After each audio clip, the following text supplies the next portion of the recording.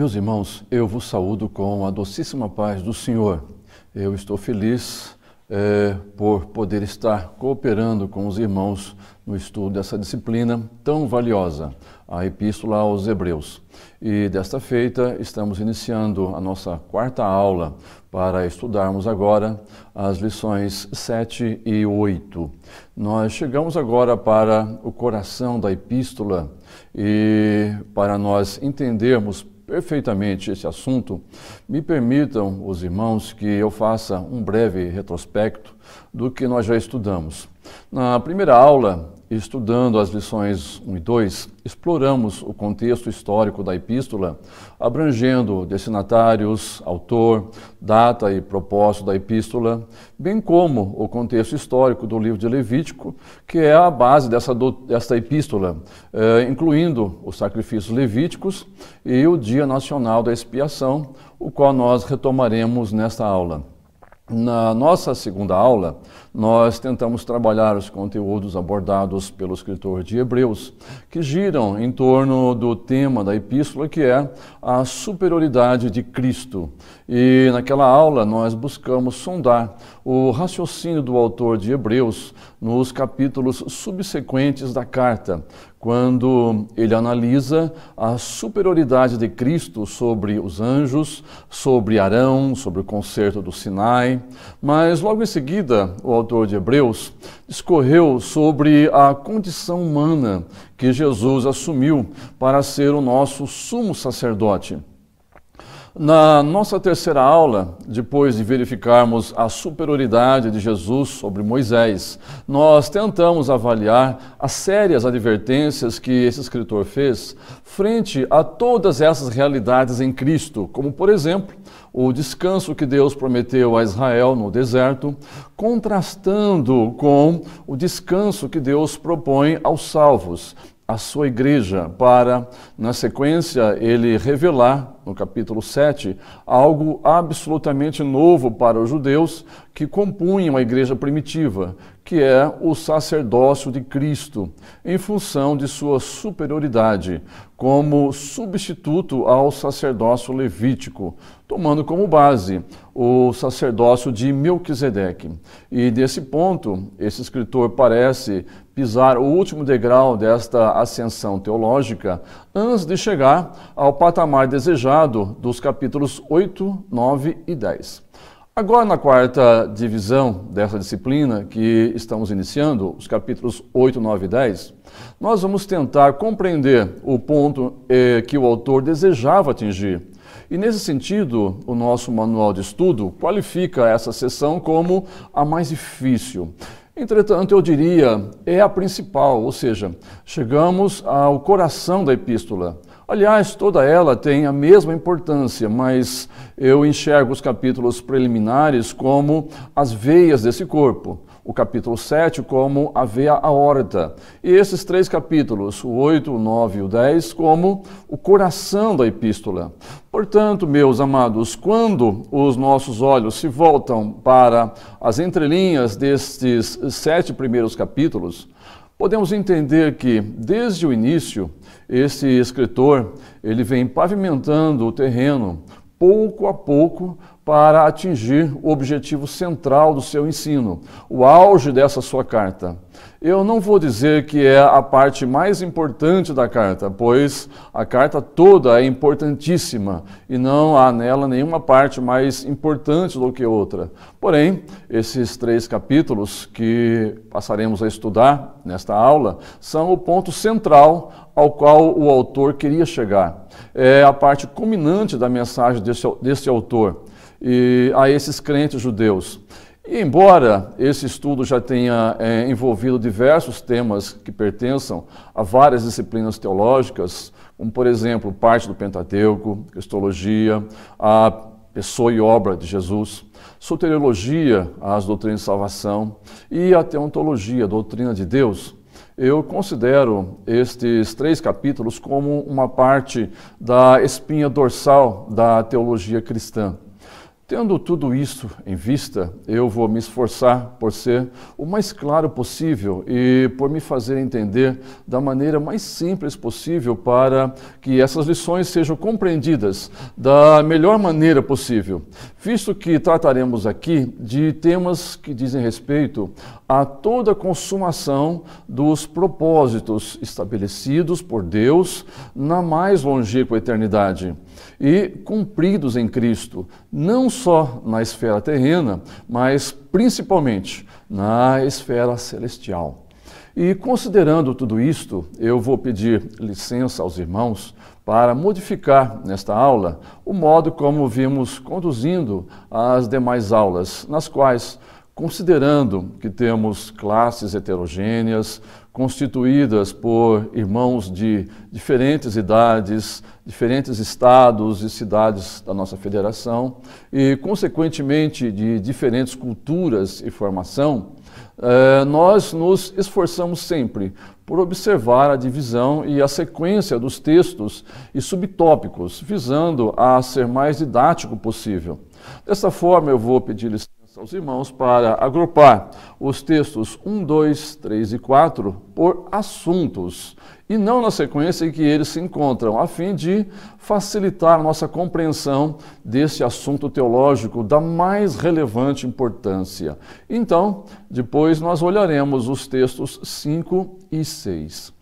Em relação à introdução da lição número 7, eu quero tão somente considerar que, quando se lê no segundo parágrafo que a presente lição tem o propósito de tratar, inclusive enfatizá-lo, mais como meio de ensino de determinadas verdades do que como elemento de salvação, entenda-se que o que está em pauta aqui é que, embora estejamos sim falando de doutrinas de salvação, a lei em si, ela não tinha objetivo salvífico, mas o assunto em si é sim soteriológico, ou seja, doutrina de salvação. E como já disse, além de estar dentro do campo soteriológico, se trata da espinha dorsal da teologia cristã. Nesta lição, nós retornaremos ao Dia Nacional da Expiação, já estudado no texto 5 da lição 2. Mas aqui nós estudaremos o seu aspecto teológico. Após esta introdução, os irmãos têm um sumário que expõe os 6 textos dessa lição. Primeiro texto, então, introdução à divisão número 4. Segundo texto, a doutrina, a explicação do novo concerto. O terceiro texto, doutrina, o sacrifício de Cristo e o dia da expiação. O quarto texto, doutrina, os antigos sacrifícios e o sacrifício de Cristo. O quinto texto, estímulo, achegue-se a Deus. E o sexto texto, advertência, não rejeite o sacrifício de Cristo. Em seguida, nós temos aqui os objetivos da lição, que, como sempre, devemos sempre enfatizar em virtude da sua importância pedagógica. Leiamos, então. Ao concluir o estudo dessa lição, nós deveremos ser capazes de, em primeiro lugar, resumir numa frase o ensino da divisão 4 da Epístola aos Hebreus. Segundo, mencionar 2 razões que justifiquem a superioridade do novo concerto sobre o antigo. Terceiro, explicar a finalidade do antigo sistema de sacrifícios estabelecido sob o antigo concerto. Quarto, falar da insuficiência dos sacrifícios da lei comparados com o sacrifício que Cristo ofereceu. Quinto objetivo, destacar o meio que nos propicia acesso à presença de Deus. E sexto, dar os 3 aspectos do pecado mencionado em Hebreus 10 e 29. Portanto, depois de lidos os objetivos, eu chamo a atenção dos irmãos para o fato de que aqui nós iniciamos então a unidade 4 desse estudo. Meus irmãos, visto que os textos 1, 2, 3 e 4 são a sequência de um mesmo e complexo assunto, porém sob aspectos diferentes, nós vamos, conforme já dissemos, analisá-los juntos, como se fossem um só texto, divididos, porém, por assuntos, para facilitar a nossa compreensão desse assunto teológico da mais relevante importância.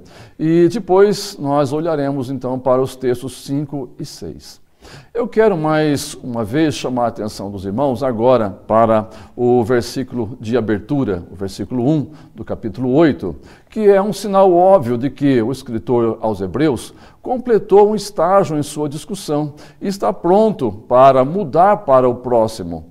Ele resume, ele sintetiza numa frase tudo o que já havia afirmado acerca de Cristo no capítulo anterior, no capítulo 7. E, ao mesmo tempo, nos mostra qual é, para ele, o eixo espiritual de toda a sua carta. E, para ele, este elemento principal é: ora, o essencial das coisas que temos dito é que possuímos tal sumo sacerdote.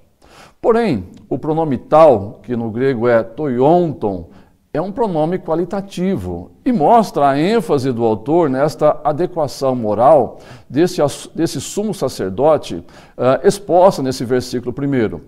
Possuímos tal sumo sacerdote, nos remetendo ou fazendo referência ao que ele já havia registrado no capítulo 7, versículos 22 ao 28, em que esse escritor discorreu sobre o sacerdócio de Cristo superior ao arônico, apresentando, nos 3 últimos versículos, algumas características desse sacerdote melhor, dizendo no versículo 26, nos convinha tal sumo sacerdote santo, inocente, imaculado, separado dos pecadores e feito mais alto que os céus. Em outra versão, podemos ler da seguinte maneira: com efeito, nos convinha um sumo sacerdote como este, ou seja, ele está unindo e ser dito com aquilo que ele vai dizer daqui para frente. É muito importante ou muito interessante como a Bíblia Judaica, editada pela Editora Vida, na sua 5ª edição, 2015, versículo 1 do capítulo 8. O texto diz: aqui está o aspecto mais... Temos um Cohen Regadol, e ele está sentado à direita de no céu. Feita essa observação, quero acrescentar uma segunda informação.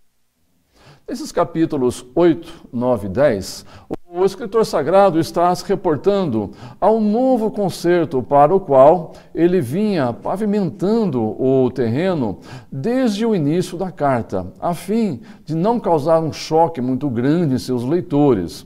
Ele não queria ser abrupto, seus leitores poderiam sofrer um impacto, pois ele teria de trazer agora o assunto mais impactante para um judeu. Deus mudou a lei. E isso significa uma ruptura para eles. Deus substituiu a lei mosaica por uma nova e melhor aliança. Que mudança! Isto posto, nós vamos então entrar no assunto abordado nesses 4 textos que se constituem em um estudo altamente teológico e complexo, mas essa complexidade se dá por falta de nosso hábito em estudá-lo. E justamente por isso eu quero ser aqui bastante prático, tendo como propósito explanar o Dia Nacional da Expiação e sua relação com o sacrifício que Cristo ofereceu através da sua morte e ressurreição. E, para tanto, eu dividi esse estudo em 7 partes, visando a estabelecer a coerência do pensamento que quero trazer aos queridos irmãos.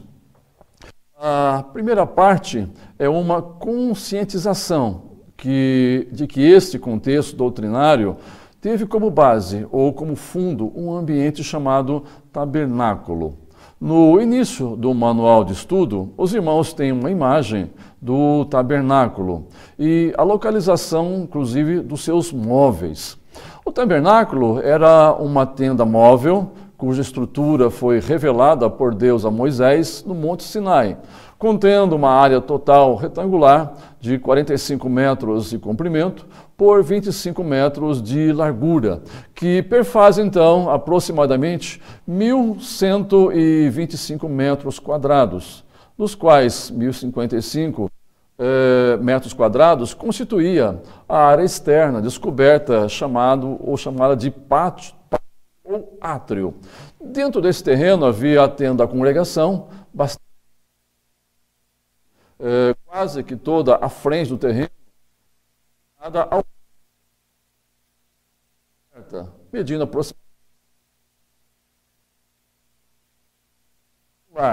aproximadamente 14 metros de comprimento por 5 metros de largura. Esta tenda era dividida em duas partes. A primeira era chamada de lugar santo e o segundo de lugar santíssimo ou santo dos santos, divididas por um espesso véu. Visto de frente, o átrio possuía 2 móveis. Logo na porta havia o altar de bronze, também chamado de altar dos holocaustos, e o segundo, um pouco mais à frente, era a pia, também de bronze, que continha água para que os sacerdotes se lavassem. O altar dos holocaustos tinha uma característica peculiar. Nele, o fogo era mantido aceso diuturnamente 24 horas por dia, 7 dias na semana, 30 dias no mês, enfim. O fogo desse altar não se apagava nunca, como tipo do sacrifício de Cristo, que tem um poder perpétuo. Notem, os irmãos, que este é o altar do qual lemos no versículo 13 do capítulo 6 do livro de Levítico. Há muita gente que associa este fogo com o fogo do Espírito Santo, mas não é. Aqui se trata de doutrina de salvação. E nesse altar, símbolo perfeito da cruz, que eram oferecidos todos os sacrifícios do tabernáculo, envolvendo animais e também manjares. Entrando na tenda da congregação, o primeiro compartimento era o lugar santo, que continha 3 móveis. Ao lado direito havia a mesa, onde eram colocados os pães da proposição. Ao lado esquerdo havia um candelabro com 7 lâmpadas que iluminavam o ambiente, que não possuía janelas. O fogo dessas lâmpadas era retirado do altar dos holocaustos, lá no átrio, e era trazido em braseiros. E no centro estava o segundo altar, o altar de ouro, chamado de altar do incenso ou dos perfumes. Este altar ficava bem no fundo, quase que junto do véu ou cortina, que separava o terceiro e o último compartimento, o lugar santíssimo ou santo dos santos. Esse altar ficava tão próximo ao véu que o escritor de Hebreus o descreve como estando dentro do lugar santíssimo, mas não estava. O escritor de Hebreus simplesmente ele enfatizou a proximidade entre ambos. Esse altar, contudo, não tinha fogo. As brasas que estavam nele não eram produzidas nele, mas eram retiradas lá de fora do altar dos holocaustos e trazidas para esse altar. Os irmãos se lembram da expressão fogo estranho? Pois bem, as brasas desse altar não poderiam ser obtidas por outros meios a não ser no altar dos holocaustos. Uma indicação clara de que não há outro meio de salvação, a não ser pela cruz de Cristo. E por fim, no lugar santíssimo, havia somente um móvel, a Arca da Aliança, uma peça preciosa de madeira de acácia, mas revestida de ouro, dentro da qual havia 3 elementos. Primeiro, as pedras ou tábuas da lei. Segundo, um pote com uma porção de maná que Deus havia enviado no deserto para alimentar o povo. E terceiro, a vara de Arão, que havia brotado miraculosamente. A conservação do maná objetivava lembrar os israelitas da provisão maravilhosa que Deus lhes fizera durante a peregrinação no deserto. E a vara de Arão, que floresceu, era para lembrar-lhes da poderosa intervenção de Deus em prol deles. O alvo do escritor aos Hebreus, ao citar esses elementos, é reconhecer as glórias do culto, conforme são expostas no ritual do tabernáculo, a fim de levar para o ministério específico de Cristo.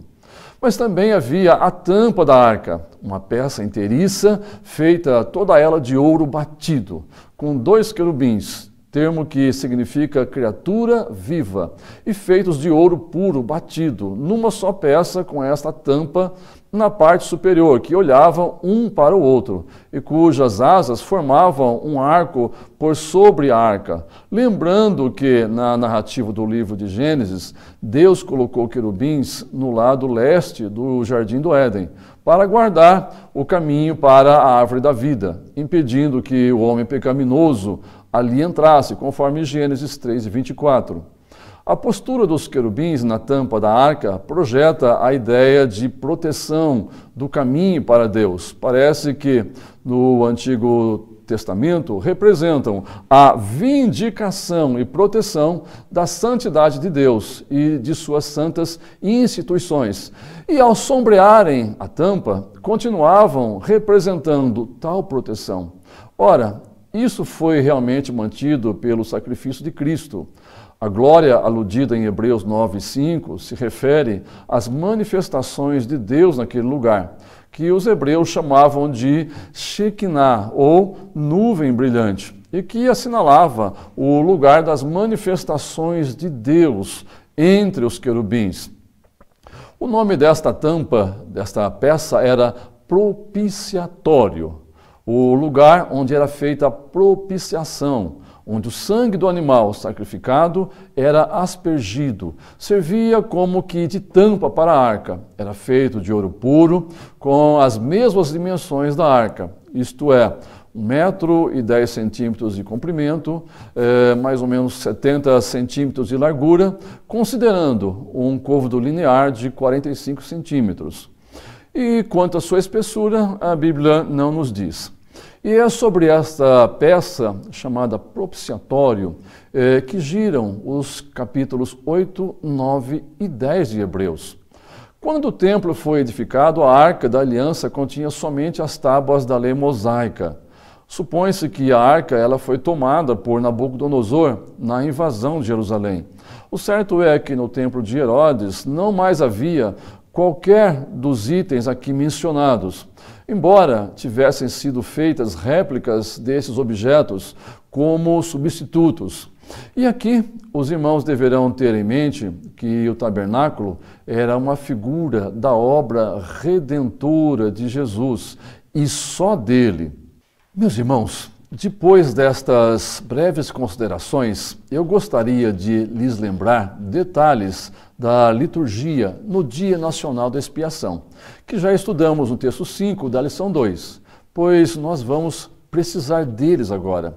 Como já vimos, o Dia Nacional da Expiação era o único dia do ano em que somente o sumo sacerdote poderia entrar no lugar mais interno do tabernáculo, chamado de lugar santíssimo, ou Santo dos Santos, para oferecer sacrifício anual pelo pecado da nação, mas não sem antes ter oferecido sacrifício pelo seu próprio pecado, a fim de preparar-se para representar a nação diante de Deus. Assim, nós vamos relembrar como era feita esta liturgia. Este era o dia mais significativo para o sumo sacerdote judeu, porque era o dia em que ele, e somente ele, tinha licença de entrar no Santo dos Santos. Era-lhe necessário levar lá para dentro o sangue sacrificial como expiação a ser aspergido 7 vezes sobre o propiciatório. À medida em que cada evento anual se aproximava, com certeza a solenidade da ocasião pesaria sobre a mente do sumo sacerdote, especialmente enquanto se preparava primeiramente a oferecer sangue por si, antes de providenciá-lo para o seu povo. Meus irmãos, eu quero crer que este homem, o sumo sacerdote, ao levantar-se da cama na manhã daquele dia, já se levantava tenso. Este era o dia em que ele se apresentaria diante do Deus vivo. Realmente deveria ser muito difícil para ele. Os versículos 1 a 3 do capítulo 16 de Levítico nos informam como era esse dia do sumo sacerdote, conforme já vimos, mas vamos somente relembrar a lição 2. A primeira atividade do sumo sacerdote era se banhar. Em seguida, vestia as vestimentas cerimoniais, constituídas pela túnica santa de linho, pelo cinto de linho e uma mitra de linho. Ele se trajava com realeza. Em seguida, o sumo sacerdote oferecia 2 dos 5 sacrifícios já estudados lá no altar dos holocaustos, lá fora no átrio, para expiar seus próprios pecados e os de sua família. Um novilho como sacrifício de expiação de pecado e um carneiro em sacrifício de holocausto, conforme os versículos 3, 11 a 14, do capítulo 16 de Levítico. Em seguida, tomava uma porção de brasas em um incensário e enchia suas mãos com uma porção de incenso e entrava no lugar santo, colocava o incenso sobre o altar de ouro ou dos perfumes, que estava diante do véu, cuja emanação, cuja fumaça, cobria o propiciatório, embora houvesse um espesso véu entre eles. Depois disso, carregando uma bacia de sangue na sua mão, ele atravessava o véu de separação. Com certeza, ele estava temeroso, devia estar tremendo. E ele então tomava do sangue do novilho e com o dedo espargia o sangue do lado oriental do propiciatório e 7 vezes na frente do propiciatório, conforme o versículo 14. Em seguida, lemos nos versículos 15 e 16 que o sumo sacerdote saía do lugar santíssimo, voltava para o átrio, onde lançava a sorte sobre os 2 bodes vivos que eram trazidos pelo povo. Ele então mantinha um dos bodes vivo, chamado de bode emissário, porque no final da cerimônia, este bode seria conduzido para fora do acampamento, até ao deserto, simbolizando a remoção do pecado do povo. Porém, um deles era sacrificado como oferta pela expiação ou pelo pecado, ali no altar dos holocaustos, no átrio. Tomando o sangue daquele bode, ele entrava uma vez mais na tenda da congregação, com uma bacia de sangue deste animal em suas mãos. Ele atravessava o lugar santo e creio que, tomado por um imenso pavor, ele entrava pela segunda vez no Santo dos Santos, no lugar santíssimo, onde Deus se manifestava em glória, onde a glória do Shekinah se manifestava para oferecer a segunda oferta, agora pelo povo, por toda a nação. Meus irmãos, eu fico a imaginar que temor deveria tomar conta desse homem, pois caso Deus rejeitasse a oferta, ele com certeza poderia ser fulminado ali mesmo, por causa da glória de Deus que ali se manifestava. Este homem, com uma bacia de sangue em suas mãos trêmulas, é como se eu pudesse ouvir dizendo: quero ficar aqui o mínimo de tempo possível, oferecer a oferta e já quero sair. Neste momento, com certeza, todo o povo de Israel estaria do lado de fora, tenso. Será que o Senhor vai aceitar a nossa oferta? E eles ficavam ali, olhando para a cobertura daquela tenda, para ver se a glória do Shekinah se manifestaria ali como sinal de aceitação. Deveria ser, com certeza, o momento mais tenso do dia. Aquele sumo sacerdote, então, afastando o véu de separação, uma segunda vez ele entrava no lugar santíssimo e ali ele fazia com o sangue que trazia na bacia o mesmo que havia feito com o sangue do novilho, isto é, aspergia o sangue por sobre o propiciatório. Com certeza, a saída do sumo sacerdote do tabernáculo era um motivo de grande regozijo para Israel. E a semelhança do dia da inauguração do tabernáculo, a glória de Deus enchia aquele lugar também nesse dia. Aquele homem que entrou morrendo de medo, agora saía dali vitorioso para abençoar o povo. Saindo do lugar santíssimo, em quarto lugar, conforme os versículos 18 e 19, o sumo sacerdote tomava parte do sangue, tanto do novilho como do bode, e com eles purificava o altar dos holocaustos, que estava no átrio. Em quinto lugar, ele tomava o bode vivo, colocando sua mão sobre a cabeça do animal, confessava os pecados do povo e os seus próprios pecados. Em seguida, alguém levava este bode para o deserto na condição de bode emissário, conforme os versículos 20 a 22 do capítulo 16 de Levítico. O próximo ato de Arão, ou do sumo sacerdote, era despir aquelas vestes de sumo sacerdote, tomar um novo banho para vestir as suas vestes normais de sacerdote. Isto pode ser visto nos versículos 23 e 24.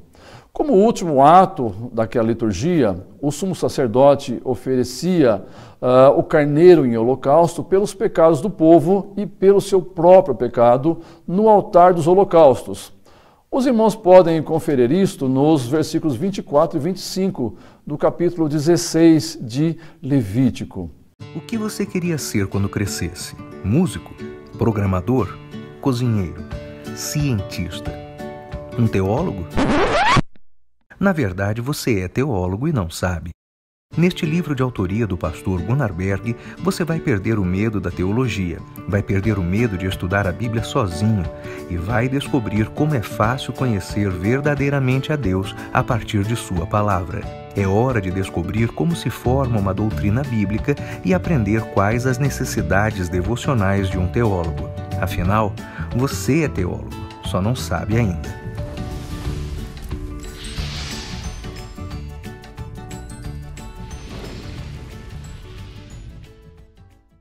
Muito bem, meus irmãos, concluída a recapitulação do Dia Nacional da Expiação, a terceira parte do nosso estudo visa a analisar o conceito da palavra propiciação, sem o que o entendimento doutrinário desses capítulos poderá ficar prejudicado.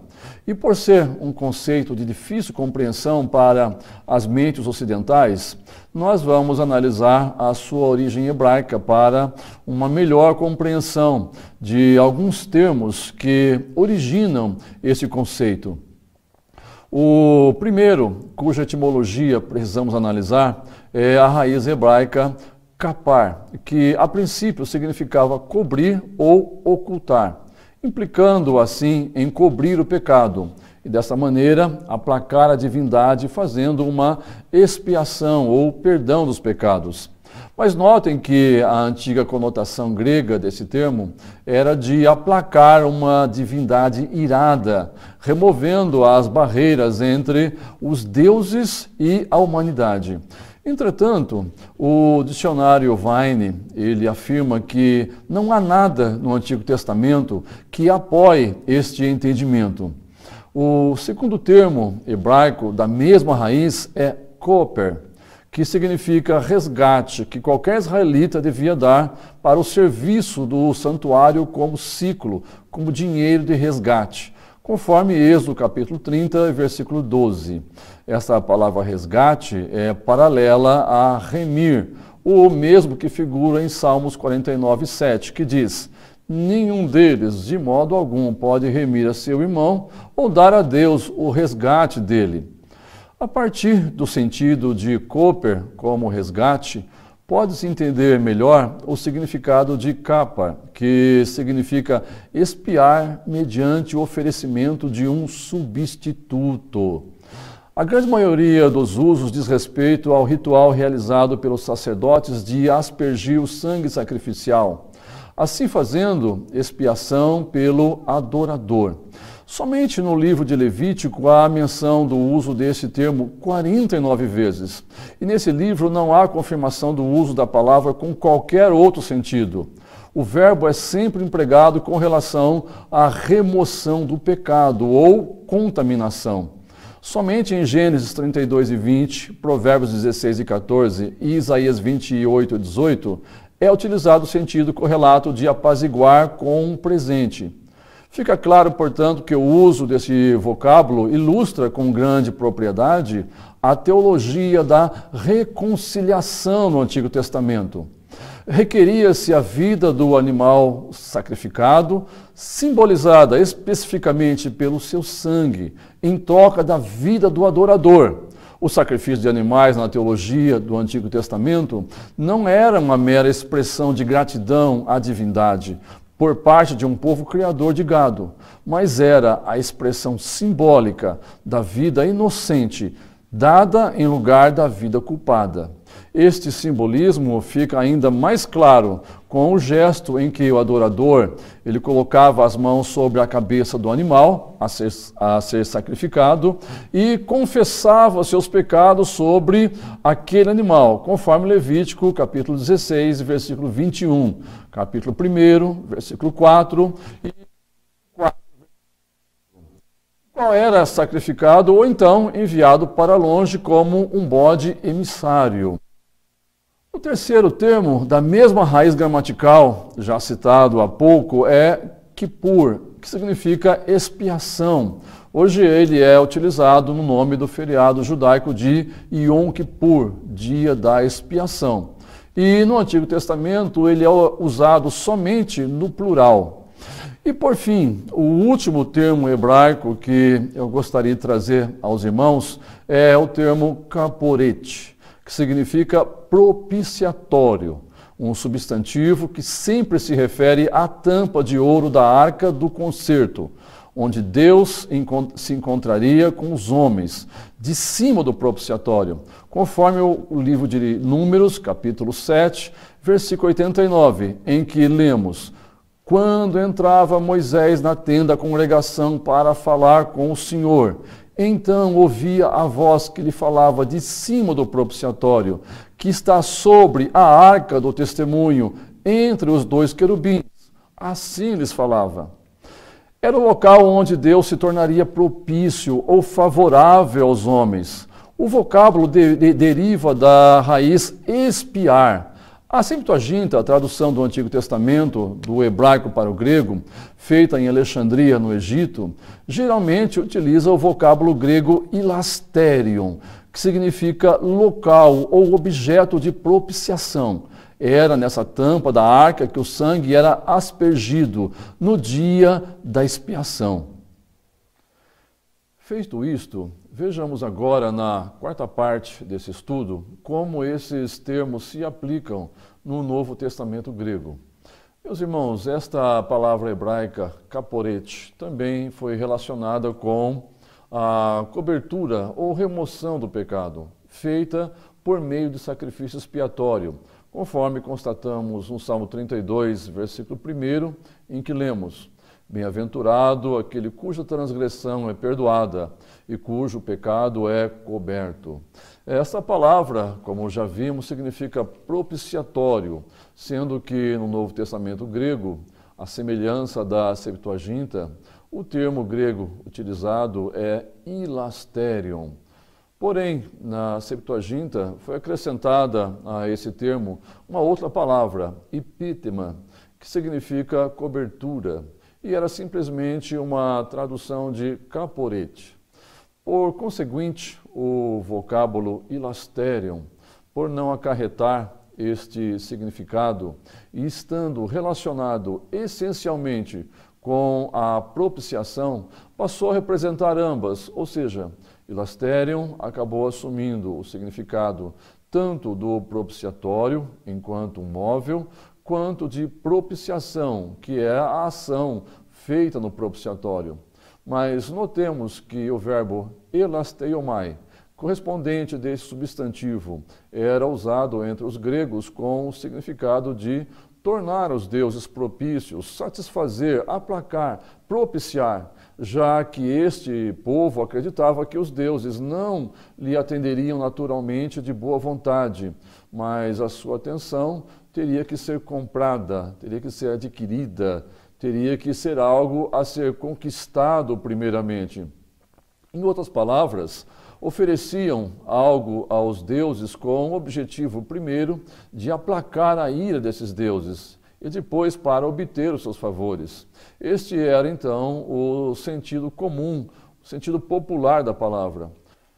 Porém, o dicionário Vine nos informa que o uso da palavra é estranho à Bíblia grega com respeito a Deus. quer na Septuaginta ou no Novo Testamento, pois nunca é usado acerca de qualquer ato por meio do qual o homem traz Deus em atitude favorável ou disposição graciosa.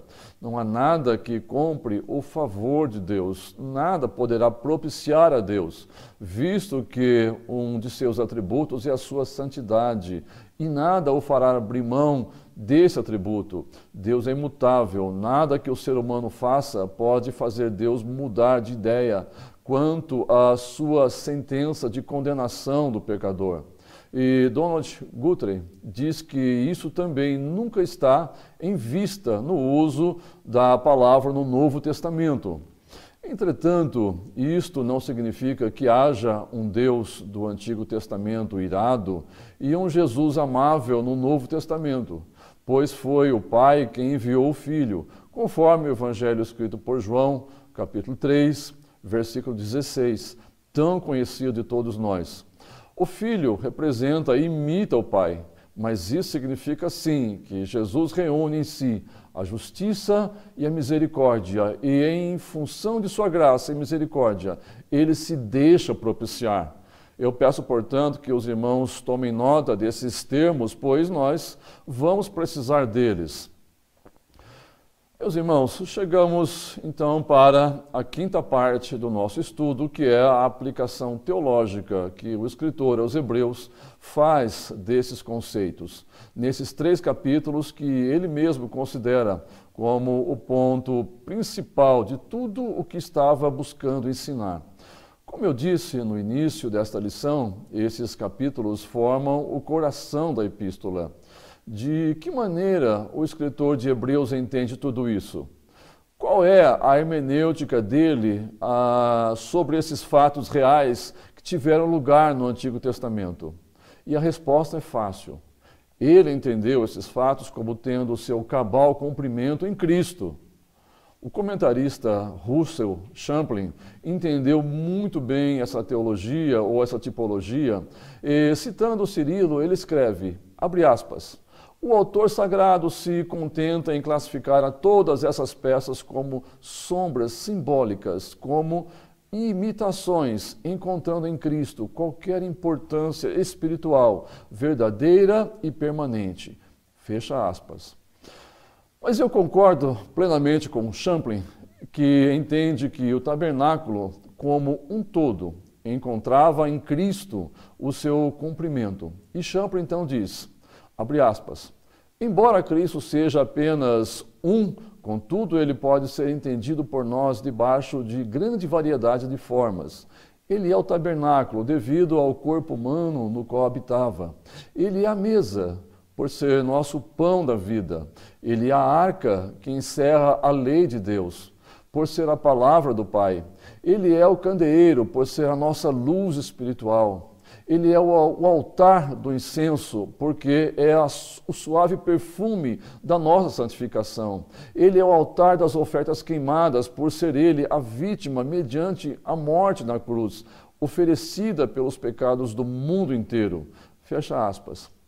Nesses 3 capítulos, o escritor aos Hebreus desenvolve 2 conceitos teológicos que norteiam esses 3 capítulos e que precisam ser muito bem compreendidos nesta lição, uma vez que, repito, formam o coração da epístola. O primeiro conceito teológico é que Deus estava revogando o antigo concerto e estabelecendo o concerto superior em Cristo. O segundo conceito teológico é que a base legal desta mudança é a superioridade do sacerdócio e do sacrifício de Cristo que, como nosso sumo sacerdote eterno, concluiu a sua propiciação em um templo também eterno, onde ministra eternamente. Com relação ao primeiro conceito, o escritor sagrado abre o capítulo 8 afirmando a posição de Cristo como o grande sumo sacerdote, que, além de estar no céu, está entronizado. E seu trono é o trono da graça, conforme ele afirma no capítulo 4, versículo 16. A grandeza de Jesus tem mais um motivo. Ele está ministrando graça e misericórdia aos que buscam socorro. Em sua misericórdia, Deus deixa de nos dar o que os nossos pecados merecem. Nenhum sumo sacerdote do Antigo Testamento poderia ministrar junto ao propiciatório dessa maneira. Quando um israelita era tentado, não tinha como correr para o sumo sacerdote a fim de lhe pedir ajuda. E, por certo, também não poderia entrar no Santo dos Santos para pedir ajuda de Deus.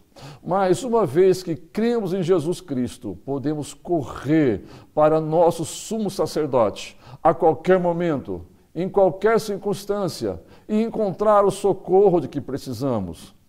Há um acesso à misericórdia que ultrapassa as ousadas exigências da lei. Cristo é o nosso propiciatório. Mas, em vez de cobrir o pecado, seu sangue o remove. Os versículos 9 e 10 do capítulo 8 afirmam que o poder de alcance dos sacrifícios levíticos era exterior e não interior. Os sacrifícios oferecidos e o sangue aspergido sobre o propiciatório não tinham poder algum de mudar o coração e a consciência do adorador. Todas as cerimônias relacionadas ao tabernáculo diziam respeito à pureza cerimonial, mas não à pureza moral. Como diz o texto, eram ordenanças da carne, que se referia ao homem exterior, mas que não podiam mudar o homem interior. Em Cristo somos de tal modo transformados que nos tornamos santos como a lei requer, compartilhando da própria santidade de Deus. O sangue da expiação apaga o registro dos nossos pecados. E o Espírito Santo nos torna santos, conforme o livro de Atos, capítulo 2, versículo 38, Romanos 3, versículo 25 e capítulo 4, versículo 7. O problema não era a lei. Embora o objetivo da lei não fosse salvar ninguém, o pivô do problema era a natureza humana caída, que não dava conta de atender os requisitos da lei. Esta declaração é o sinal para o escritor citar uma passagem extensiva do profeta Jeremias, capítulo 31, versículos 31 a 34, a fim de explicar sua abordagem à nova aliança. No versículo 7 desse capítulo, o escritor expõe que é o fracasso da primeira aliança que fornece a necessidade da segunda. Quando ele dá a entender que a primeira aliança estava sem efeito, não está sugerindo que a lei estava defeituosa, mas somente que a experiência do homem sob a lei era deficitária. Se na realidade a lei tivesse sido a resposta à necessidade do homem, não teria havido necessidade alguma de uma nova aliança. Nesse sentido, o apóstolo Paulo afirma, ao escrever aos Romanos, capítulo 8, versículo 3, dizendo: porquanto o que for impossível à lei, no que estava enferma pela carne, e isso fez Deus, enviando o seu próprio Filho, em semelhança de carne pecaminosa, e no tocante ao pecado, e com efeito, condenou Deus na carne o pecado. Roy Zuck foi muito feliz quando disse: ele cancela o primeiro para estabelecer o segundo, conforme tradução da Nova Versão Internacional, NVI. Conforme Eric Worth menciona, o capítulo 10, versículo 9 de Hebreus, usa uma palavra forte para descrever o fim da antiga ordem, que é cancela. E é a palavra mais forte que o escritor usou, e talvez fosse a mais forte que poderia ou que podia usar a respeito da antiga ordem, pois ele indica um ato pelo qual Deus põe fim a um sistema que ele mesmo instituiu. Duas perguntas geralmente são feitas. Primeira, e a respeito da maneira de salvação daqueles que viviam sob o antigo concerto? Como eram eles salvos, tendo vivido antes da morte redentora de Cristo? A segunda pergunta: se não há redenção independente da obra efetuada por Cristo, qual era o intento dos sacrifícios oferecidos diariamente no Antigo Testamento? Pasmem, meus irmãos, que outro dia ouvi um dos nossos queridos irmãos dizer que Os sacerdotes do Antigo Testamento enxugavam gelo. Meus irmãos, eu fiquei estarrecido ao ver um crente que está na igreja há mais de 50 anos desconhecer o significado de uma doutrina tão importante. E a nossa resposta será: na dispensação do Antigo Testamento, os pecados eram perdoados apenas simbolicamente, aguardando a sua substância. Este escritor entende que o sangue do sacrifício era posto sobre o propiciatório, cobrindo as tábuas da lei que ficavam dentro da arca, escondendo-a da vista de Deus. Ao olhar para aquele lugar, Deus não olhava para a lei acusadora, mas Deus olhava para o sangue. A arca guardava o sagrado depósito, mas o sacrifício de sangue satisfazia as exigências da lei. Assim, os homens eram simbolicamente perdoados, a despeito das severas exigências da lei. O autor sagrado mostra que não havia verdadeira remissão de pecados sob o antigo pacto, pois não havia sacrifício perfeito. No capítulo 10, versículo 4, ele escreve, abre aspas, e é impossível que o sangue de touros e bodes tirem os pecados, fecha aspas. Isso, sem dúvida, foi um conceito revolucionário para os leitores originais desse tratado. Os judeus jamais encararam seus sacrifícios como algo apenas simbólico, como algo sem mérito real em si mesmo. A expiação de Cristo, pois, se move para trás e para frente. Todo o perdão de pecados em qualquer época da história humana depende da expiação, de forma que a revelação oferecida aos homens do Antigo Testamento, embora parcial, lhes mostrava o caminho da fé em um Salvador que ainda estava para se manifestar. Meus irmãos, nós precisamos ter isto muito bem claro em nossa mente e em nosso coração. Ora, Deus, ele não estava brincando de se manifestar. Haja vista a revelação da lei não ter sido inferior em importância, mas inferior quanto ao seu propósito. Relembremos aqui as palavras do apóstolo Paulo, escrita aos Gálatas, capítulo 3, versículo 24. Ele diz, de maneira que a lei nos serviu de aio para nos conduzir a Cristo, para que pela fé fôssemos justificados. Como vemos, portanto, a lei tinha tão somente o propósito de expor a situação do homem pecador diante de Deus. E o exemplo tomado na introdução dessa lição é o de um espelho que tão somente reflete a mancha no rosto da pessoa, sem, no entanto, ter condições de repará-la ou limpá-la. Realmente, mas eu costumo tomar como exemplo o termômetro. As mamães e papais sabem do que eu estou falando. Quando se percebe que a criança está com a temperatura alterada, a primeira coisa a se fazer é correr e pegar o termômetro para medir a temperatura do filho ou da filha. Mas eu pergunto, o termômetro tira a febre? Não, ele tão somente acusa a febre, mas não tem qualquer poder terapêutico. É como dissemos na aula anterior. Em sua segunda epístola aos Coríntios, capítulo 3, versículo 7, Paulo chama a lei de ministério de morte. E se não bastasse ser ministério de morte, ela também é transitória. Veja o que Paulo diz.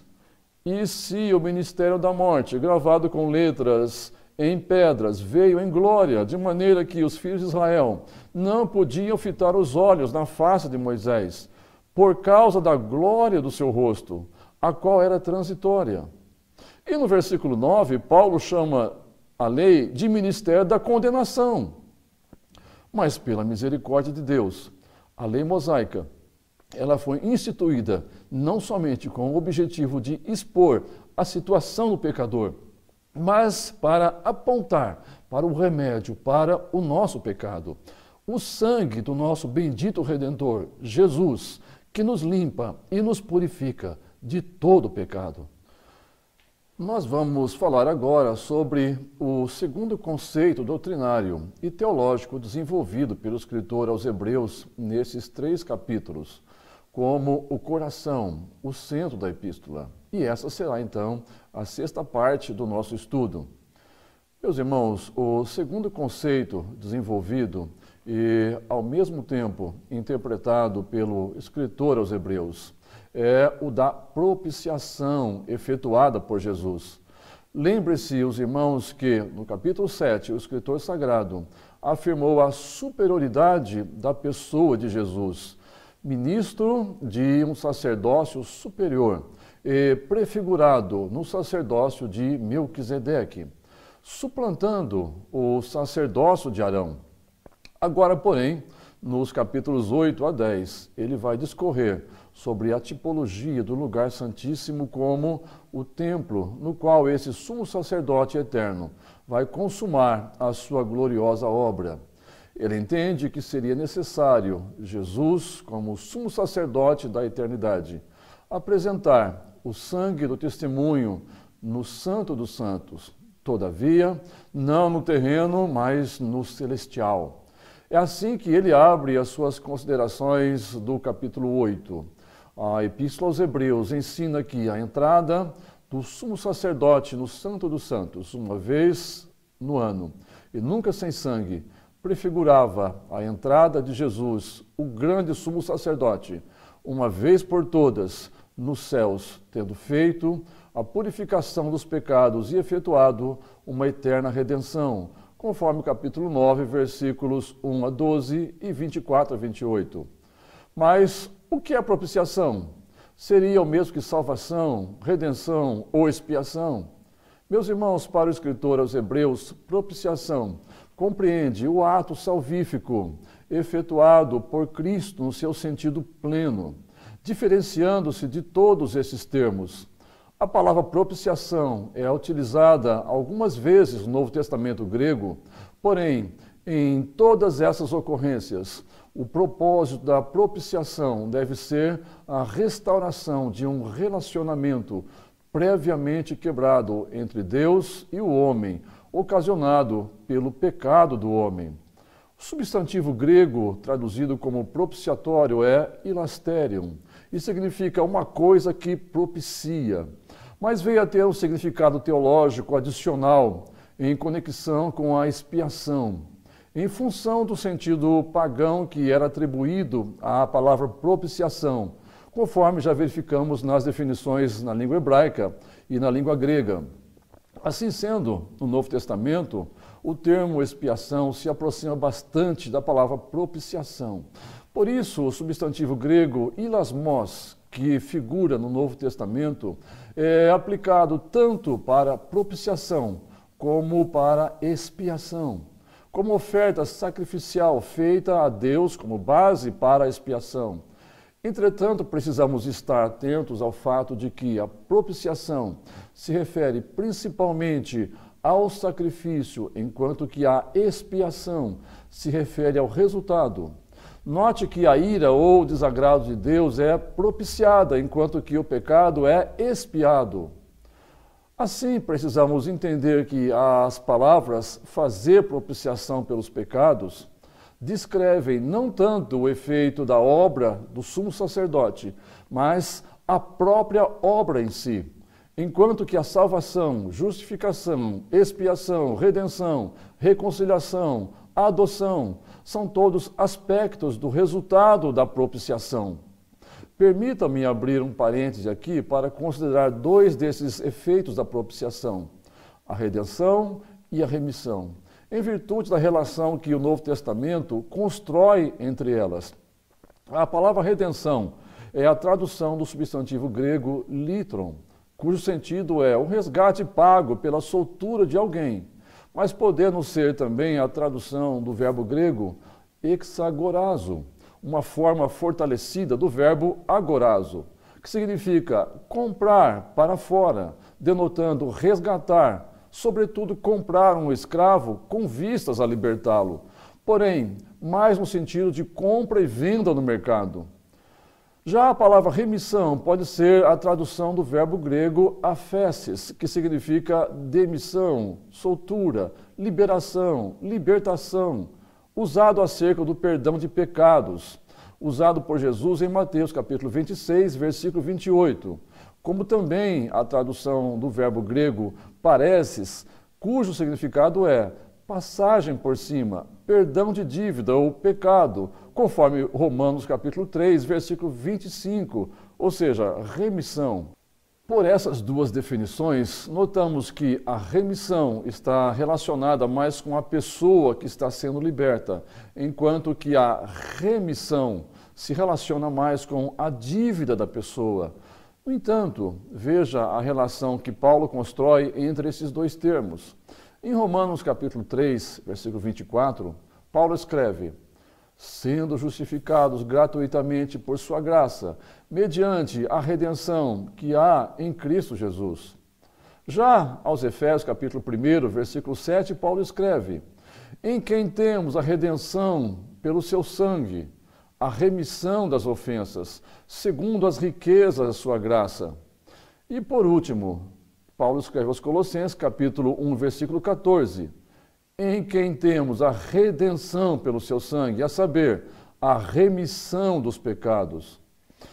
Nos dois últimos textos, percebemos que Paulo se refere primeiro à redenção e depois à remissão. E ele não usa esta ordem por acaso, mas pelo fato de a redenção se referir à pessoa do pecador, enquanto que a remissão tem a ver com o pecado. Então fica fácil constatarmos que Deus sempre prioriza a pessoa do pecador. Ele primeiramente se preocupa com o pecador e depois com o pecado. A prioridade de Deus sempre é a pessoa do pecador. Glória a Jesus! Encerrado esse parêntese, notamos que Kistemaker diz que, abre aspas, o termo expiação é um termo teológico com profundo significado. É frequentemente explicado por outros termos ainda mais difíceis como propiciação e expiação. No contexto de Hebreus, a palavra expiação significa que Jesus, como sumo sacerdote, trouxe a paz entre Deus e o homem. A ira de Deus estava direcionada ao homem por causa do seu pecado, e o homem, por causa do pecado, estava alienado de Deus. Jesus colocou o homem e Deus juntos numa harmonia inexprimível.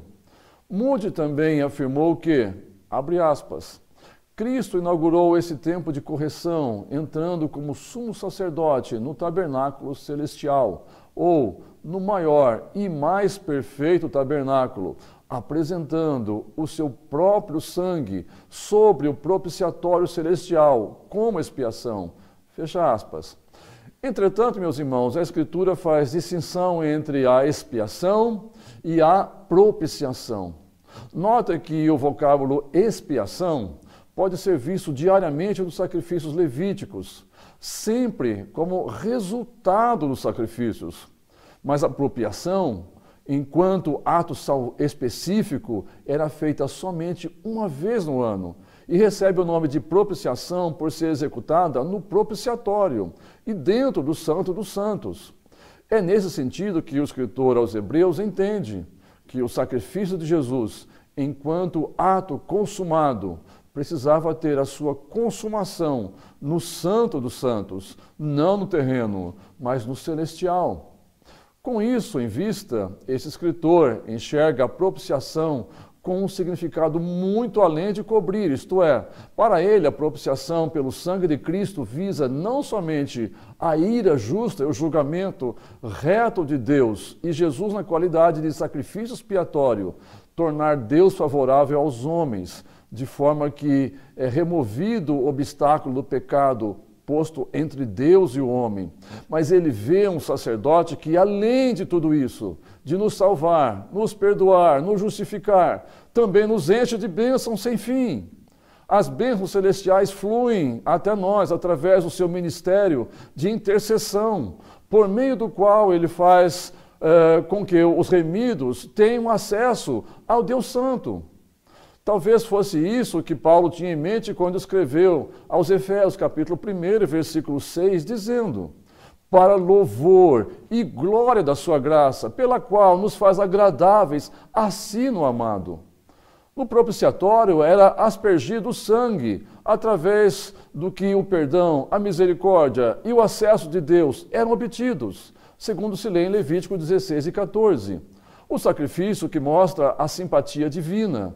O sacrifício de Cristo foi o exemplo supremo e a demonstração do amor de Deus ao homem, de modo que é o próprio Deus quem se deixa propiciar, e até é ele quem preconiza a propiciação, conforme o apóstolo Paulo escreveu aos Romanos capítulo 3, versículo 24 a 26.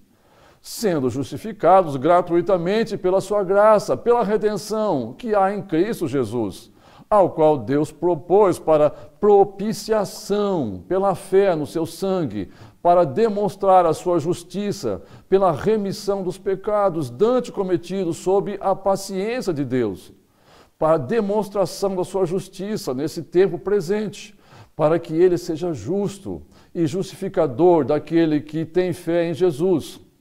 A palavra grega que Paulo utiliza aqui para expressar propiciação é o substantivo hilasterion, aplicando-a a Cristo tanto como o meio da propiciação, como também o lugar da propiciação, visto que o lugar da propiciação era a cruz e o meio era o sangue de Cristo. Os dois significados da palavra convergem nele. João, o apóstolo, também entendeu essa doutrina escrevendo em sua primeira epístola, capítulo 2, versículo 2, dizendo: "E ele é a propiciação pelos nossos pecados, e não somente pelos nossos próprios, mas ainda pelos do mundo inteiro." E no capítulo 4, versículo 10, ele escreve: "Nisso consiste o amor, não em que nós tenhamos amado a Deus, mas em que ele nos amou e enviou seu Filho como propiciação pelos nossos pecados." João enxerga Jesus como propiciação pelos nossos pecados. Mas eu quero lembrar os amados irmãos do texto de Lucas 18, em que Jesus narrou a parábola de dois homens que oravam, um fariseu e um publicano. O primeiro fez uma oração teatral, afirmando jejuar acima da exigência da lei, 2 vezes na semana. Nem quis se comparar ao publicano, julgando o pecador. O publicano, entanto, estando em pé, longe, não ousava nem ainda levantar os olhos ao céu, mas batia no peito, dizendo: "Ó Deus, ser propício a mim, pecador." O verbo grego propício, utilizado por esse publicano, é hilasterion, do termo auristo, ou do tempo auristo imperativo, na voz passiva, derivado do substantivo hilasterion. Certamente os irmãos conseguem deduzir o que esse homem está dizendo. Ele está se colocando em uma condição indigna, mas confiando na misericórdia do propiciatório divino. Fica claro, portanto, que Deus é propiciado pela vindicação do seu caráter santo e justo, por meio do qual, mediante a provisão que ele fez no sacrifício vicário e expiatório de Cristo, por causa do seu profundo amor para com a humanidade, conforme a Epístola aos Romanos, capítulo 5, versículo 8. Ele assim tratou do pecado, a fim de que ele mostrasse misericórdia ao pecador, que crê na remoção da culpa e na remissão dos pecados. No Evangelho, escrito por João, capítulo 1, versículo 17, nós lemos: "Porque a lei foi dada por Moisés, a graça e a verdade vieram por Jesus Cristo." Nesse texto, João não disse a verdade e a graça, mas ele disse a graça e a verdade. Bendito seja Deus, que sempre coloca a sua graça sempre em primeiro lugar. Mas o mesmo João escreveu em sua primeira epístola, capítulo 4, versículo 8, dizendo: "Aquele que não ama não conhece a Deus, porque Deus é amor." Mais uma vez constatamos a misericórdia divina, pois João não disse Deus é justiça, mas ele disse Deus é amor.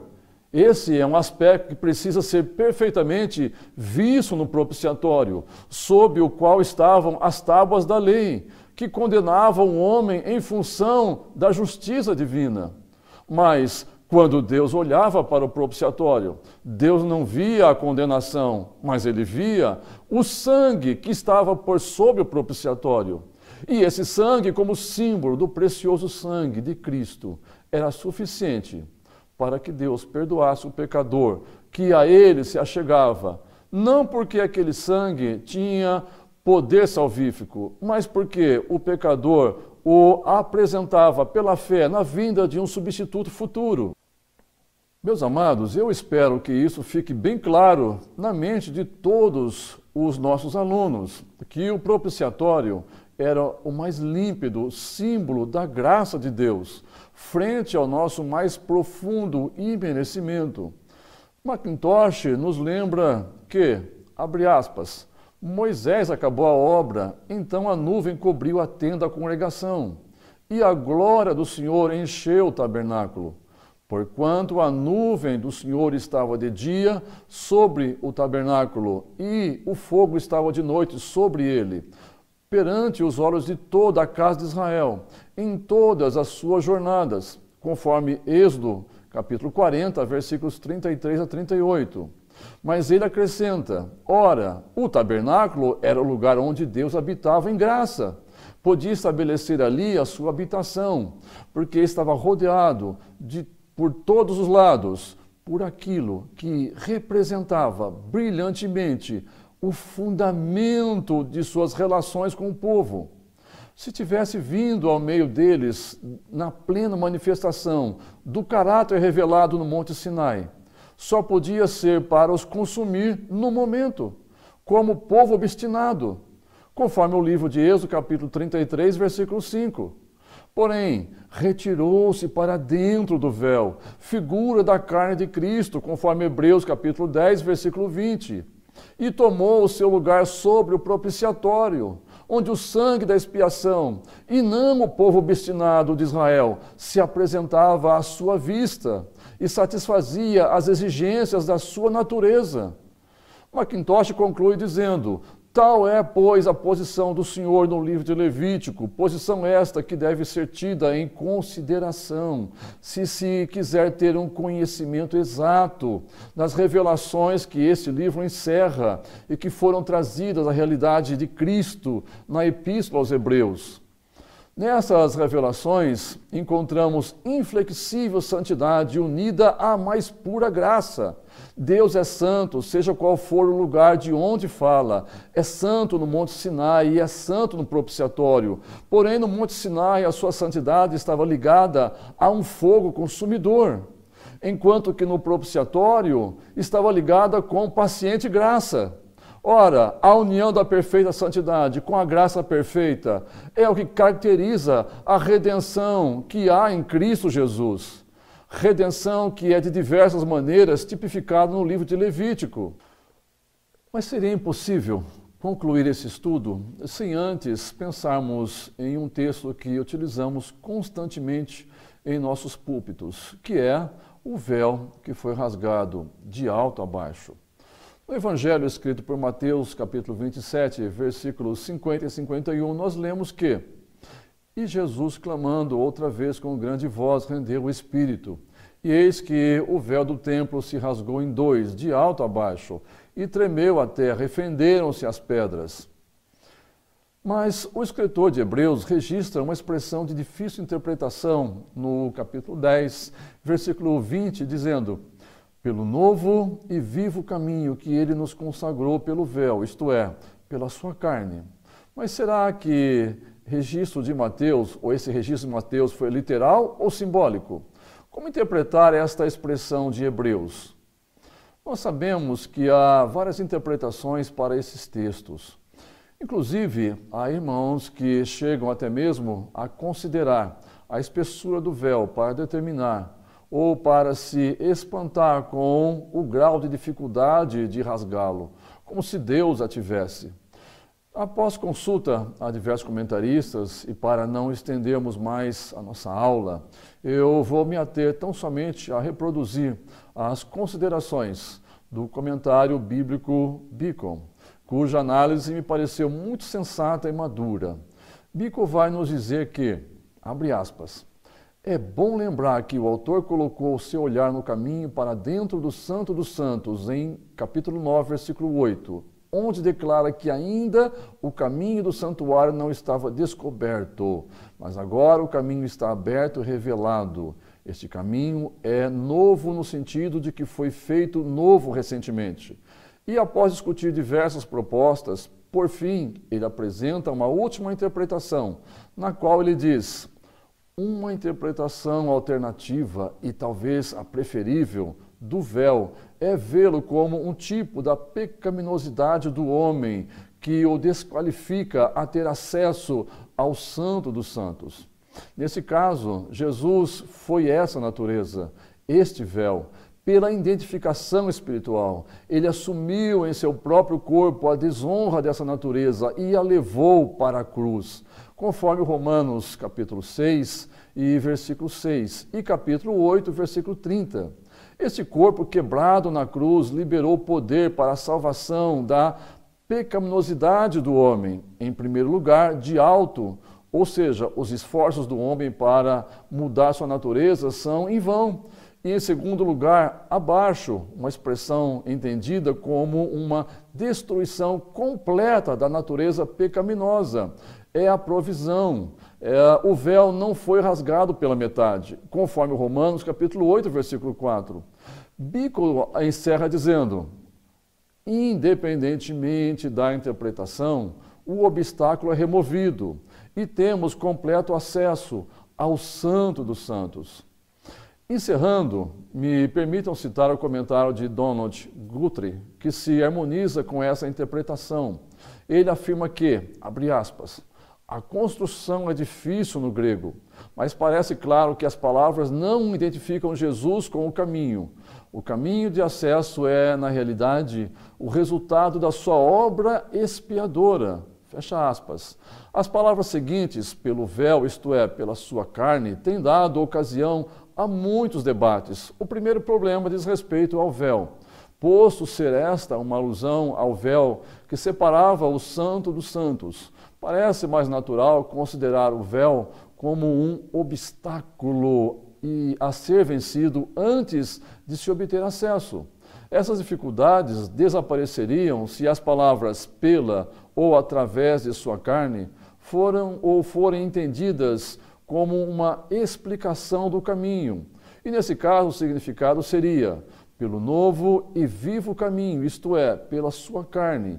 Esse seria o equivalente de dizer que o novo caminho para Deus fora aberto por Jesus como ser humano, o que concordaria com a necessidade da encarnação. Meus irmãos, após estudarmos todo o conteúdo sobre o Dia Nacional da Expiação e sua aplicação teológica, e iniciamos agora a 7ª e última sessão dessas considerações. Eu fiz questão de concluir com uma parte muito prática, e aqui eu devo adotar uma linguagem também muito mais prática, a fim de expor o assunto da forma mais clara possível. Trata-se da afirmativa deste autor sagrado de que Jesus não entrou no Santo dos Santos terreno, mas no celestial. E precisamos entender isso na prática. Quero esclarecer aos irmãos que as considerações que vamos fazer aqui, ou este último aspecto que eu desejo expor nesta aula, é um parecer teológico mais pessoal. As várias afirmações desse escritor sagrado de que Jesus penetrou nos céus, de que Jesus se apresentou no santuário, não feito por mãos, mas eterno no céu, sempre me deixaram com uma indagação. Quando foi que Jesus entrou no Santo dos Santos da eternidade como sumo sacerdote dos bens futuros? Em que dia e em que momento? Teria sido no dia em que ele foi elevado aos céus a partir do Monte das Oliveiras? Esta sempre foi uma indagação que eu me fiz a mim mesmo. A Escritura se cala a esse respeito. Porém, observando a insistência do escritor aos Hebreus em dizer que Jesus entrou nos céus para lá realizar a propiciação no seu sangue, nos desperta a curiosidade de como isso teria acontecido. Esta seria somente uma força de expressão desse autor para reafirmar o poder da obra salvífica? o sacrifício da cruz teria reunido todos esses aspectos? Ou, por outro lado, a tipologia do Dia Nacional da Expiação teria de ser cumprida ela toda, inclusive nesse aspecto? Segundo Donald Guthrie, o respeitado comentarista chamado Frederick Bruce, ou F.F. Bruce, sustenta que crê que Jesus subiu para o céu e levou consigo o sangue expiador é levar a analogia do dia da expiação longe demais. Bruce defende que a verdadeira eficácia da obra de Cristo é resumida nas palavras, abre aspas, tendo obtido eterna redenção, fecha aspas, pois o particípio grego euramenos, traduzido aqui como obtendo ou tendo obtido, é considerado subsequente à oferta e como resultado direto dela. Mas, amados, embora respeite a posição de Bruce, tão respeitado, há também elementos textuais que precisam ser considerados como um cumprimento cabal do Dia Nacional da Expiação, incluindo o ato da propiciação nos céus, conforme várias vezes nos é repetido pelo escritor sagrado. Assim sendo, gostaria de trazer um raciocínio que julgo não ir longe demais nessa analogia. Notem os irmãos que no domingo da manhã da sua ressurreição, após oferecer o seu sacrifício maior lá na cruz, ele ressurge e logo pela manhã chegam as mulheres. Quando Maria Madalena faz menção de tocá-lo, ele não a permite, dizendo, disse-lhe Jesus, não me detenhas, porque ainda não subi para meu Pai, mas vai para meus irmãos e dize-lhes que eu subo para meu Pai e vosso Pai, meu Deus e vosso Deus.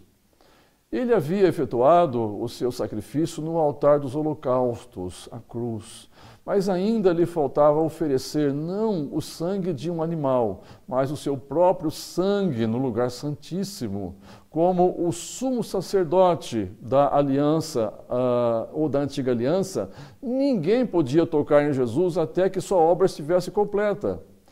Vemos, porém, que mais tarde, naquela mesma noite, Jesus se apresenta aos seus discípulos após a sua ressurreição, dizendo-lhes, vede as minhas mãos e os meus pés, que sou eu mesmo. Tocai-me e vede, pois um espírito não tem carne nem ossos, como vedes que eu tenho. E dizendo isso, mostrou-lhes as mãos e os pés. Jesus disse carne e ossos, e não disse carne e sangue, pois todo o seu sangue havia sido derramado aos pés da cruz. Mas agora que a sua obra estava consumada, eles poderiam tocá-lo. Aconteceu assim na antiga aliança, exceto pelo fato de esse não ser o sangue de um bode. A leitura desses textos, do contexto dos evangelhos, nos permite inferir que naquela manhã de domingo, ele subiu e subiu triunfante. A Bíblia reconhece 3 céus. O primeiro é este céu atmosférico que nós vemos. O segundo é o céu estelar, onde estão os astros, ou os astros celestes. E o terceiro céu, que Salomão chamou de o céu dos céus. E é onde está o trono de Deus. E é lá diante do trono do Trino Deus que Jesus entrou naquela manhã glorioso, triunfante. Ele entrou no tabernáculo mais que perfeito, no céu, o santo do santo celestial. Era o sumo sacerdote real, entrando na real sala do trono de Deus, com o sacrifício real. O sacrifício real era o seu próprio sangue, que ele aspergiu sobre o propiciatório. Com o seu sangue, ele comprou a salvação eterna. Isto é parte do testamento que ele nos deixou na nova aliança no seu sangue. Eu quero crer que foi a maior festa já vista em todo o universo. Anjos em forma, serafins em forma, querubins em forma. Se o 4 de julho nos Estados Unidos é lindo, se o 7 de setembro no Brasil é lindo, ou o 1º de maio em qualquer parte desse mundo, o que não terá sido aquela entrada de Jesus no céu? O salmista enxergou isso e exclamou no Salmo 24, dizendo, levantai, ó porta, as vossas cabeças, levantai-vos, ó entradas eternas, e entrará o Rei da Glória. Quem é esse Rei da Glória? O Senhor forte e poderoso, o Senhor poderoso na guerra. Levantai, ó portas, as vossas cabeças, levantai-vos, ó entradas eternas, e entrará o Rei da Glória. Quem é esse Rei da Glória? O Senhor dos Exércitos. Ele é o Rei da Glória. O Senhor se apresenta diante do propiciatório em pessoa, o Deus eterno, e Ele tem as suas mãos manchadas de sangue, não sujas, mas manchadas com o seu próprio sangue, para fazer a nossa propiciação no santuário da eternidade. Alguém poderia perguntar, afinal, o que vem Jesus fazer no céu agora? Primeiro, volto para o meu lugar. Segundo, trago nas minhas mãos o sangue do testemunho de que a igreja já existe na terra. Aleluia! Eu fico pensando, meus irmãos, não poderia ser outra coisa a qual o escritor de Hebreus se referiu quando afirmou nesses 2 capítulos que Jesus, o nosso sumo sacerdote da eternidade, penetrou nos céus. Mas o autor vai muito além. Notem, os irmãos, que os resultados não param aqui. No capítulo 9, versículo 28, o escritor aos Hebreus relembra que essa ação tem um efeito futuro.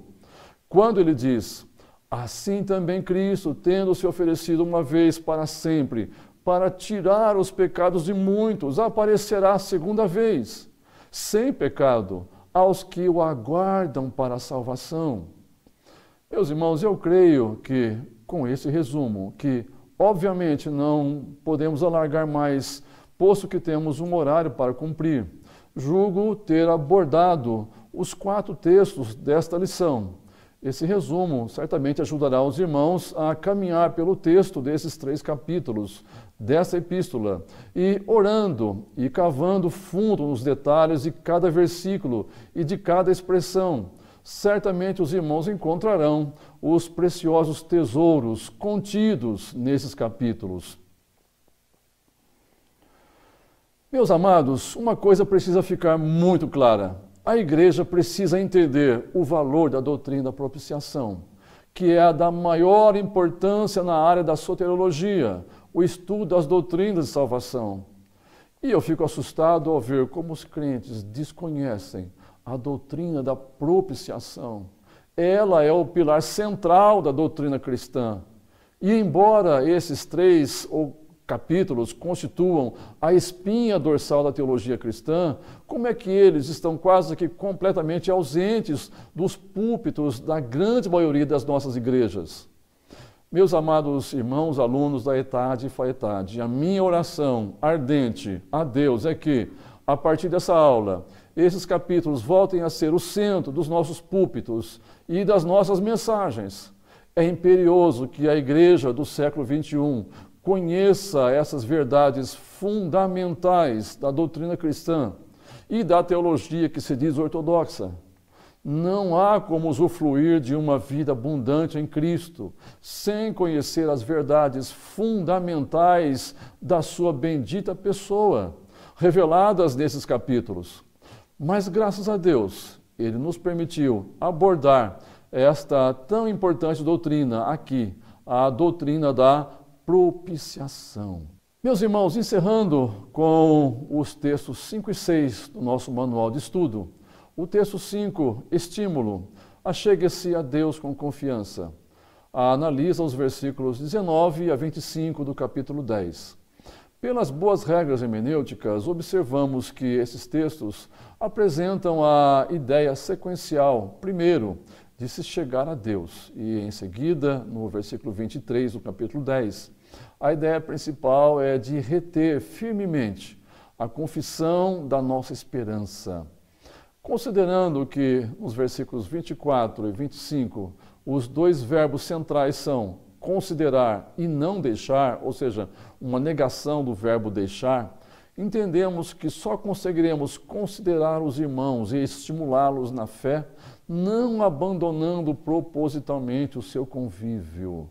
Se considerarmos que muitos desses irmãos estavam propensos a retornarem para o judaísmo, concluiremos que esse convívio seria de vital importância para que esses irmãos perseverassem na fé e que, por essa ministração mútua, todos seriam fortalecidos na fé. E o texto 6, advertência, não rejeitem o sacrifício único de Cristo.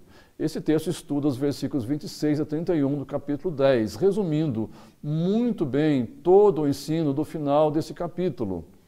Depois de completarem todas as maravilhosas, todas as riquezas imensuráveis da obra expiatória de Cristo como sumo sacerdote, só restava àqueles irmãos darem o devido valor à imensurável graça de Deus.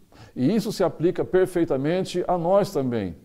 O escopo desse texto é enfatizado pela expressão mais forte que esse escritor utiliza aqui, que é o verbo rejeitar, do versículo 35, e que deveria ser considerado por aqueles irmãos e por nós também. O verbo grego aqui é apobalate. Este verbo é um termo composto, formado pela preposição apó, que significa em direção a, ou ir em direção a, sempre de dentro para fora. O outro termo grego que forma essa expressão verbal é o verbo balo, que significa lançar, jogar. Assim, essa expressão verbal significa jogar para fora, lançar para longe, repelir. É exatamente esse comportamento a que o escritor se refere, para o qual não resta mais sacrifício. É uma atitude de rejeição absoluta ao Evangelho. Mas observem os irmãos que este verbo está no subjuntivo, antecedido pelo advérbio de negação não, num sentido proibitivo, implicando que a ação ainda não existe e nem deve vir a existir. Com base nesse entendimento, concluímos que este é o principal sintoma de uma rejeição, de um menosprezo voluntário e consciente à graça oferecida pela incomparável obra redentora de Jesus. No caso desses irmãos, o que estava em jogo, por diversos fatores, era a volta para as práticas da lei mosaica, como sinônimo de apostasia. Assim, embora haja aqui uma séria advertência àqueles que permanecerem em uma vida pecaminosa, aos quais não resta sacrifício para a expiação de pecado, devemos entender bem que o texto não fala tanto de um ato de pecado, mas de uma condição, um estado de pecado, pois a força da expressão verbal tem a ver com uma ação repetitiva. Se continuarmos pecando, se insistirmos em pecar, com plena consciência de que isso entristece o Espírito Santo. Observem que esse autor chama esse pecado de agravo ao Espírito da graça. Mas eu quero encerrar lembrando os irmãos a expressão do salmista quando se expressou: pois ele conhece a nossa estrutura e sabe que somos pó. Lembremos-nos da exclamação de Paulo, o apóstolo, nesse sentido, escrevendo aos crentes em Roma, capítulo 7, versículo 24, dizendo: miserável homem que sou, quem me livrará do corpo dessa morte? Certamente Paulo se referia ao hábito romano de amarrar as costas de um prisioneiro vivo, um corpo de um outro preso morto, que ao decompor-se gerava feridas féticas no corpo do preso vivo. Paulo está clamando que a sua velha natureza, muitas vezes, o levava a pecar, uma vez que ainda estamos nesse tabernáculo, desse corpo. Paulo falava da sua velha natureza, a natureza humana, suscetível ao pecado. Meus irmãos, a nossa condição de fraqueza, em virtude da natureza humana, que embora tenha sido regenerada, não foi de toda extirpada. O nosso DNA não é de todo santificado, como alguém canta por aí. Razão pela qual precisamos estar na inteira dependência da operação constante do Espírito Santo. Que Deus em Cristo nos faça enxergar as profundas riquezas que aqui estudamos de forma tão abreviada. Nós vamos fazer uma pequena pausa e em seguida nós retornaremos para a lição de número 8.